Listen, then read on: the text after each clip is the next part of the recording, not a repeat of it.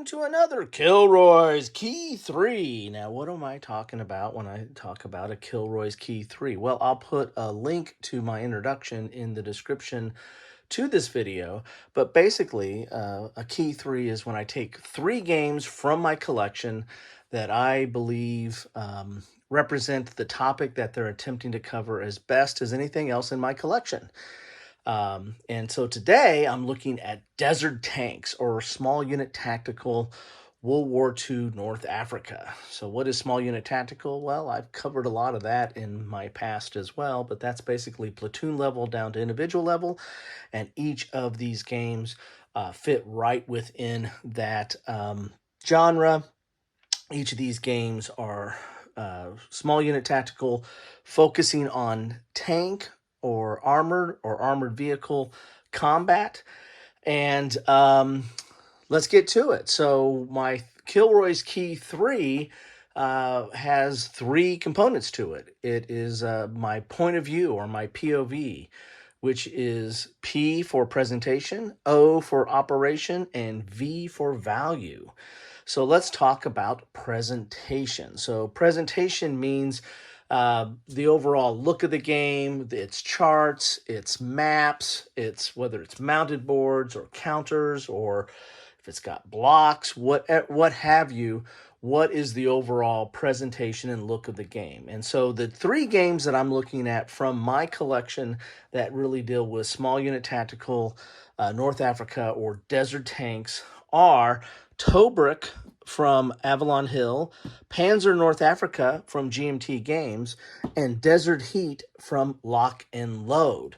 And I'll put links to the extent that I've covered these in the past, which I've done unboxings and some after action reports and the like on each of these, except for maybe Tobruk. I've talked about Tobruk, but I don't think I've covered it in depth.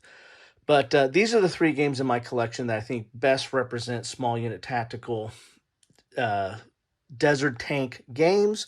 And when I'm talking about presentation, each of these have some similarities in that the maps are kind of sparse. I mean, we're talking about North Africa. So Tobruk, there's mounted map boards, but it's just all tan, right? It's all the sand color.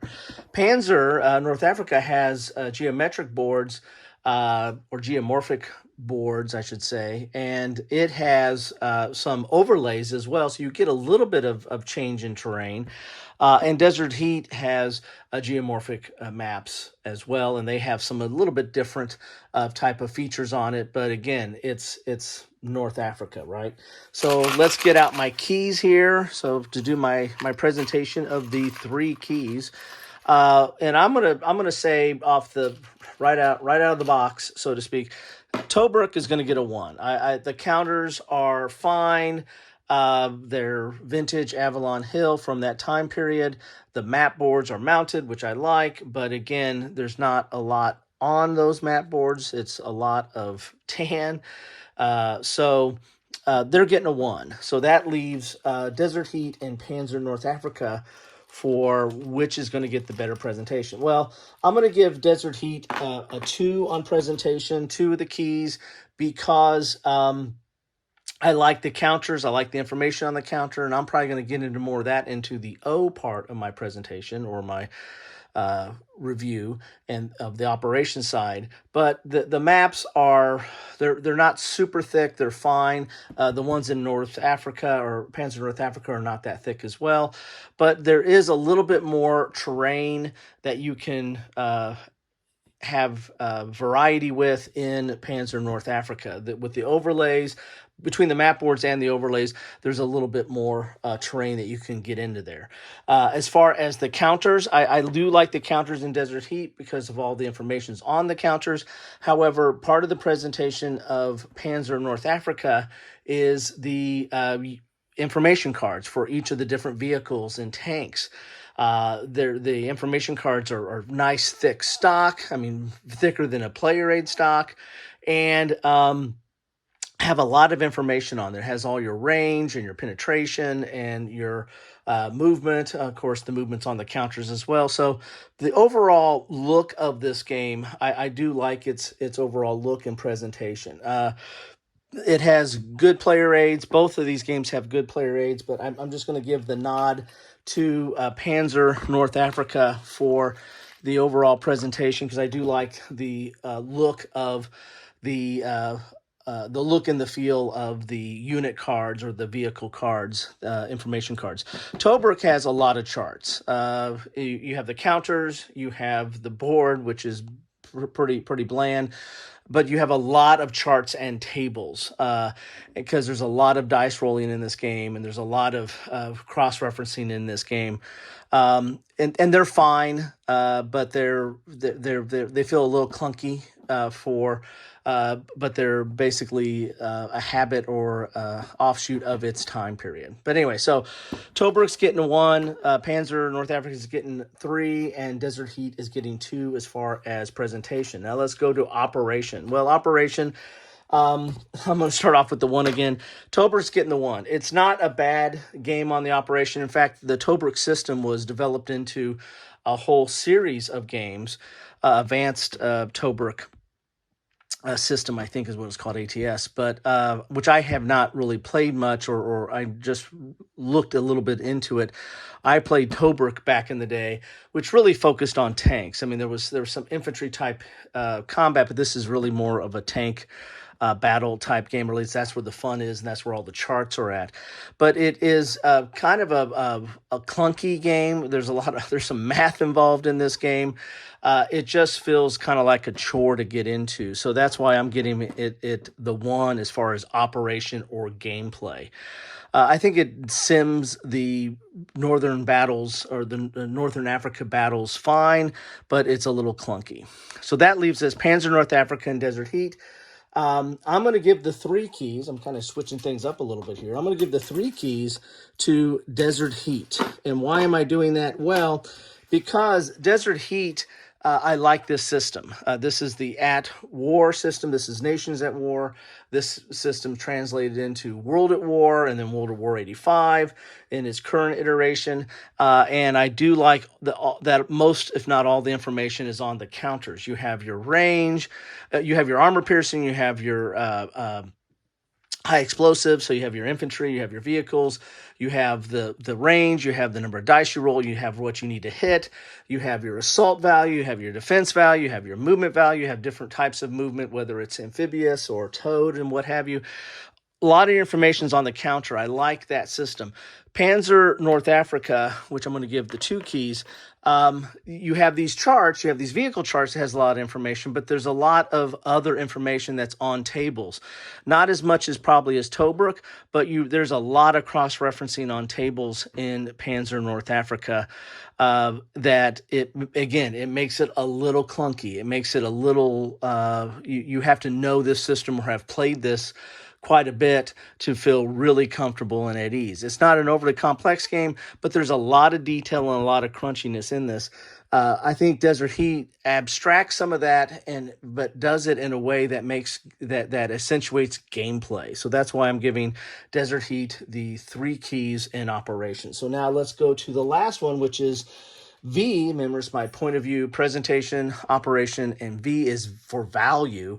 And value really for me is how well does it simulate the kind of combat that it's trying to portray, or the historical event it's trying to portray.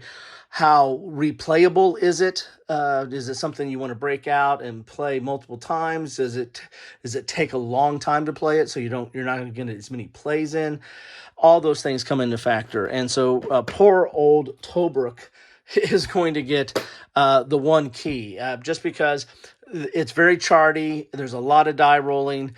It's a little clunky, and so it's hard to get to the table. And if I had the choice between these other 2 games, I'm going to play these other 2 games probably before I break out Tobruk. That's just the kind of the way it is. So now we're down to the really tough decision between Panzer North Africa and Desert Heat as far as value. As far as playability, I'm probably going to play... I'll probably we'll be able to get Desert Heat to the table more often because, as I said, most the gameplay is easier, it's more accessible. The information being on the counters. I mean, there's charts and stuff you have to refer to, but most of the combat is right there on the board. And so I do like that, and that's easier to get to. However, even though it's more replayable and easier to play, it's not as detailed enough as what I feel with Panzer North Africa. I feel like for simulation value, Panzer North Africa gives me a little bit more insight into how combat in North Africa during World War II, especially at this level, how it was protracted, how it was played, how it played out, what it looked like. Again, not there. Of course, don't know if any of you were there either, or even the designers if they were there. But I do feel like this gives me a little bit more chrome, a little bit more insight, with the order system, and trying to understand how these different units at different levels interacted. And how they engaged each other, on the other side. So I feel like this has a little bit more value, more from the simulation side and the crunchiness side. This probably has a little bit more value in just being able to put it on a table, put down a scenario, and start playing with very little reading of the rules, because it's not that complicated game. This takes a little bit more time to get into it, but once you understand this, or once you've played a few games of this is really not that hard to get into, and there's a ton of scenarios in here. Both these are scenario based. There's a lot of scenarios and a lot of crunchiness in this. So at the end of the day, I'm going to say I'm going to give the 3 keys to Panzer Leader North Africa, and I'm going to give the 2 keys to Desert Heat.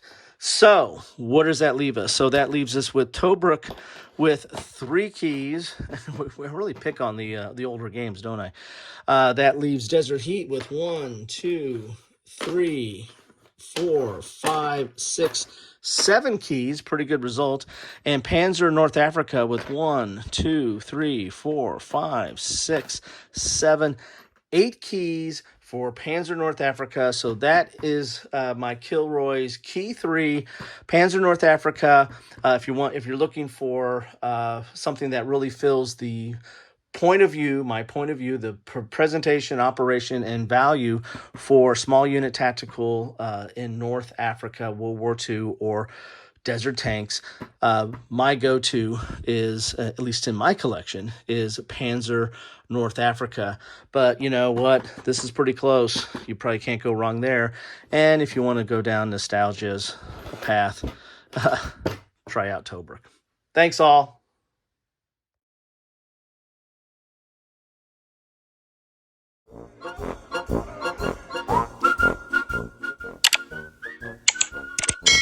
Thanks for watching.